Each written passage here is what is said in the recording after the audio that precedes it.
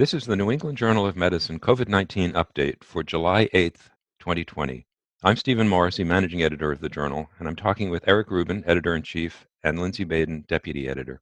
Eric and Lindsey, during the COVID-19 outbreak, it's become clear that the pathogenesis of the infection is different from many other forms of pneumonia. Although only a small minority of patients develop acute respiratory distress syndrome, there's such a large number of cases that we're seeing health systems stretch to their limits to care for these people. And the development of ARDS has a striking temporal pattern, often occurring relatively late in infection. So, what do we know about what's happening there?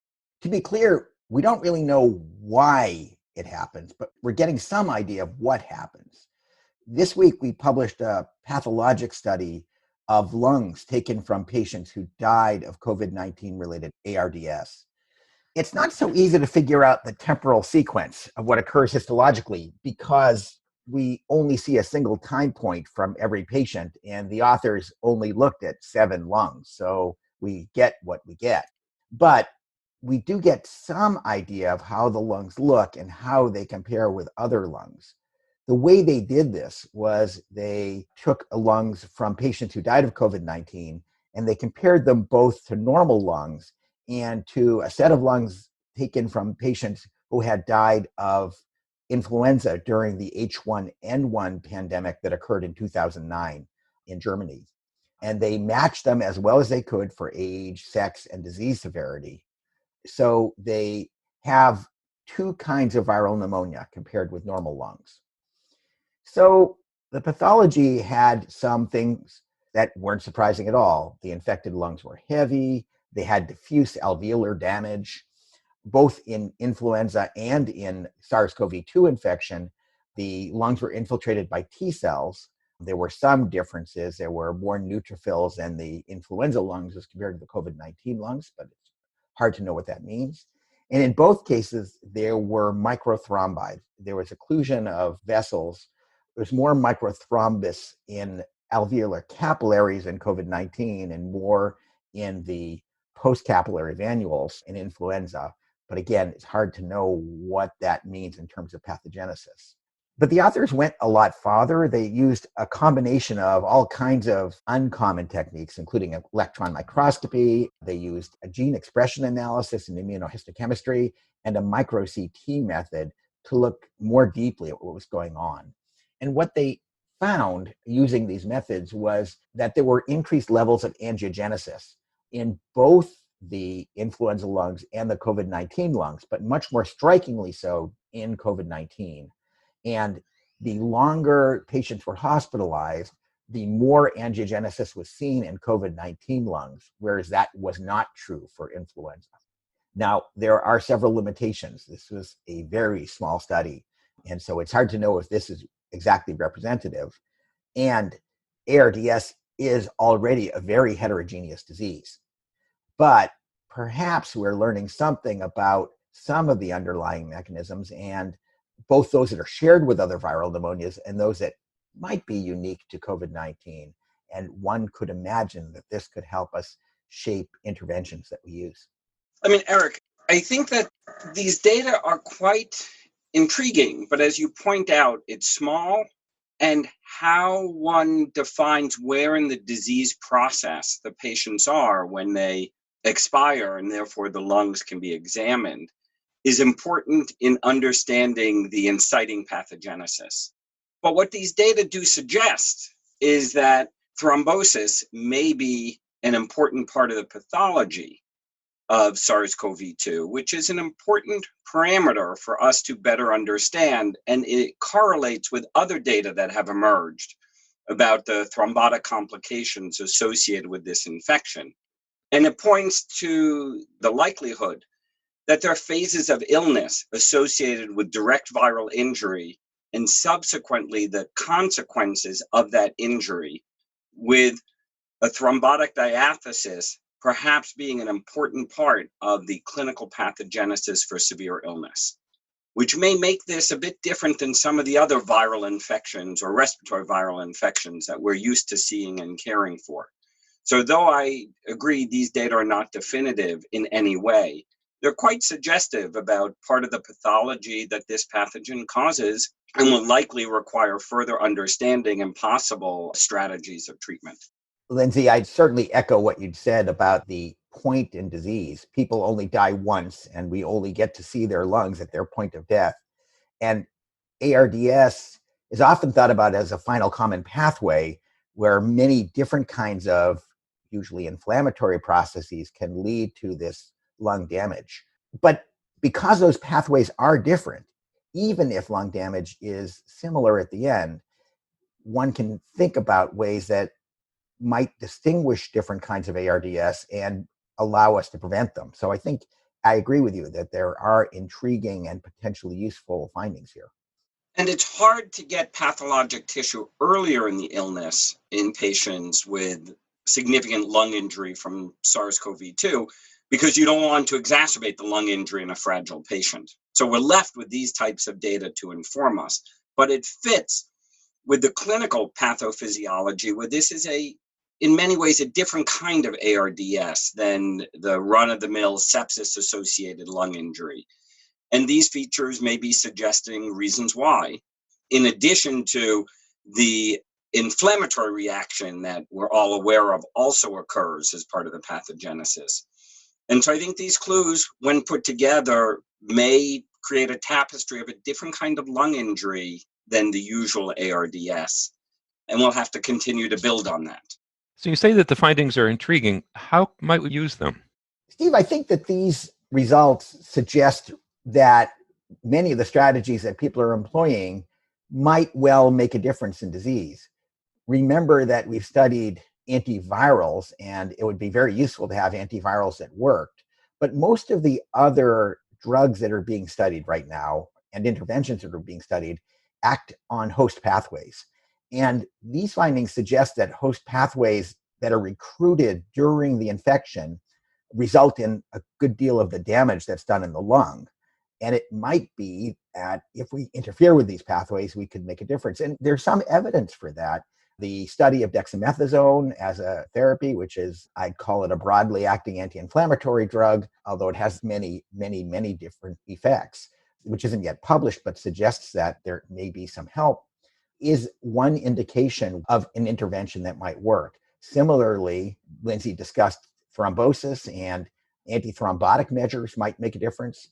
And there are many, many more specific inhibitors of inflammation that are being studied currently. And I think this offers some hope that we might figure out a magic combination that at least ameliorates the amount of damage done in disease. I mean, I think that these data in particular really push us to think about the thrombotic cascade. And when does that start behaving aberrantly and cause injury? We don't want to use antithrombotics lightly. We all have long history with Coumadin and its complications. However, in patients where thrombosis is progressing in a way that's creating pathologic injury, the role of antithrombotic therapy, which is not something we normally think about in ARDS or think about in acute lung injury, becomes a pathway for us to really think about clinically. And when and how do we deploy that? And there are studies going on looking at this, and I think these data support the intervention in this pathway as part of the abrogation of the pathogenesis of disease. And to me, that is a different kind of strategy than we normally do in a inflamed patient with typical ARDS.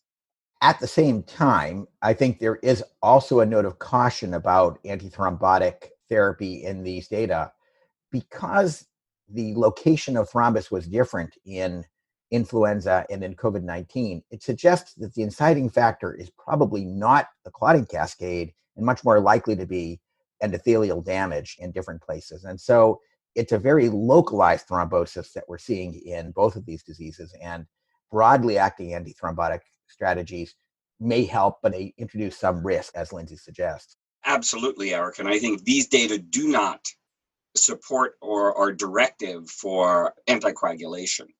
And I agree that the underlying injury may be more endothelial than directly on the clotting cascade. But these data do push us in the direction that this may be part of the cascade as people deteriorate more rapidly.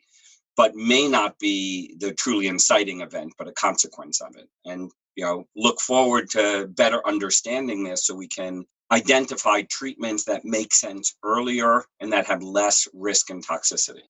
This week, we also published a study that bears on a different viral pneumonia, influenza. What did we learn there about how to prevent disease? Steve, the study we published looked at one of the newer influenza drugs, a drug that has the terrific name of baloxavir marboxil. This compound is actually a prodrug of the active component baloxavir, which has an unusual mechanism of action.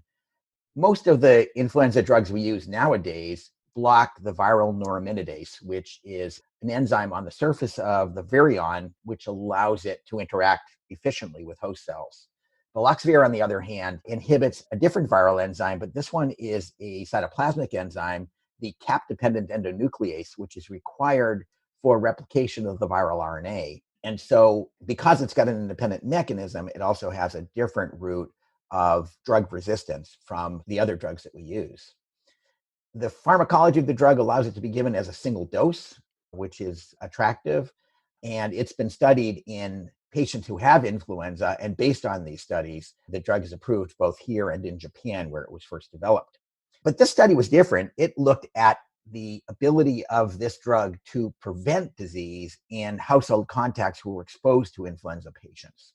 The study was done in Japan, and their household contacts were randomized to either receive a single dose of baloxavir or a placebo. And then each participant was followed for the development of symptoms. If they developed symptoms, they underwent molecular testing for influenza. And an important part of this treatment is to be eligible, participants had to present within 24 hours of exposure to a known case. So treatment was started very, very early. Now, that made a fairly special population. This was done in Japan, as I said, during the 2018-2019 influenza season. And most of the index patients were children. And they were infected with influenza A, which was the prevalent flu at the time. Most of the participants were adults rather than children. So of the 375 participants in each group, in the placebo group, about 13% developed clinical flu, while in the baloxavir treated group, fewer than 2% developed disease. And this finding held up across different subsets. It worked in both children and adults and was relatively independent of who the index patient was. As has been seen in other clinical studies, it was pretty well tolerated. And the one major concern was that baloxavir resistance, which we know arises relatively rapidly, didn't seem to matter much here. There were only a handful of resistant viruses, but none of them actually were transmitted. So it's hard to draw any conclusions about drug resistance from the study. Nevertheless, baloxavir works. We already knew that the neuraminidase inhibitors could also prevent disease, although we don't tend to use them that way. But we do have multiple drugs that can have an effect. I think how we handle flu and other respiratory viruses, particularly as we go into the winter, is going to complicate how we manage SARS-CoV-2. And these types of data, which can help us prevent illness, might make that confusion a little bit less. However, Eric, as you point out, it is hard to identify people early and to treat them early. And that, of course, will limit the potential utility of this strategy for preventing flu and flu illness. Of course, vaccinating, I think we all think will be important to minimize that complication this winter. The issue of resistance, Eric, is always a tricky one as we see it emerge for flu against this antiviral, but whether or not it's clinical relevance is going to take some more time and use to determine. I think that your point about when we can use this drug is really well taken. This study, as I said, was done in Japan. And in Japan, people present very early with flu symptoms.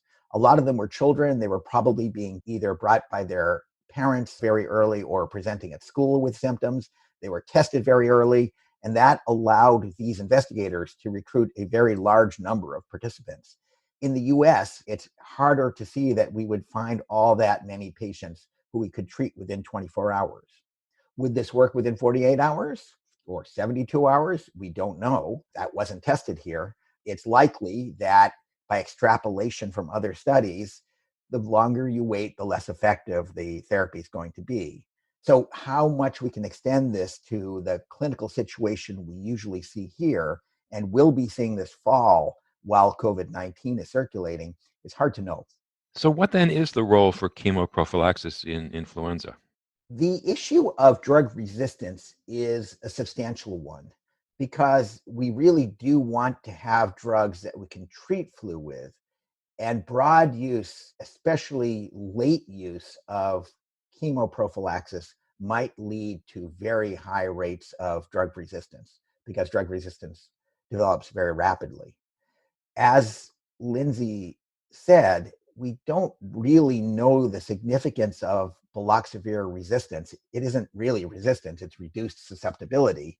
So we don't know what that means clinically, but we do know for the neuraminidase inhibitors that resistance is relatively high level and the drugs are considerably less effective. So to the extent that we can use chemoprophylaxis, to the extent that means that we can identify exposed individuals early after their exposure, we probably still want to reserve this for people at the highest risk of developing complications of flu. And that would mean patients who are elderly, who have pre-existing immune system disorders or pre-existing lung disease. But I think we're going to have to start working this out with more experience with this drug. I suspect, though, it will look like what we do with neuraminidase inhibitors, which is we'll reserve them for special populations. And as we continue to learn more about antivirals for COVID-19, do you see a possible role for chemoprophylaxis there as well? I wish. We certainly need better antivirals before we can have that discussion. Right now, our one moderately effective antiviral is remdesivir, which is, as of today, an IV drug. And so it's not really practical to think of it as a preventive therapy. There are oral drugs that are being tested right now, and it may be that their best effect may be in prophylaxis when the viral titers are very low early on in infection. But I think it's quite speculative right now. Steve, as we see from the flu data and other respiratory viruses, treating earlier is attractive and can ameliorate disease or prevent disease. And we would like to extrapolate this to our treatment and prevention of COVID-19. However, as we see from the pathology study, disease pathogenesis might be different. So that we have to be careful about making these assumptions that the biology is similar and therefore the treatment and prevention strategies will be similar. So like Eric, I hope that's true, but we'll need systematic study to determine if it is. The one thing that I'd add is getting back to Lindsey's earlier point that influenza and COVID-19 are going to be inextricably linked. During the beginning of the COVID-19 outbreak, what we saw as people isolated was that the number of influenza cases dropped off a cliff. It basically disappeared because influenza, just like COVID-19, requires person-to-person contact or close contact of people. And so the control measures that worked for COVID-19 worked very effectively for influenza as well. This fall, though, as the economy has reopened, as there are more contacts between people, we're once again going to be faced with two epidemics at once. And it is going to make their management that much more complicated. For a long time, when people presented with fever and cough over the recent few months, we could make the diagnosis fairly easily, but we're going to have to be careful going into the fall to make sure that we're identifying these diseases correctly and managing them individually, which is that much more complicated than managing a single infection. Thank you, Eric. Thank you, Lindsey.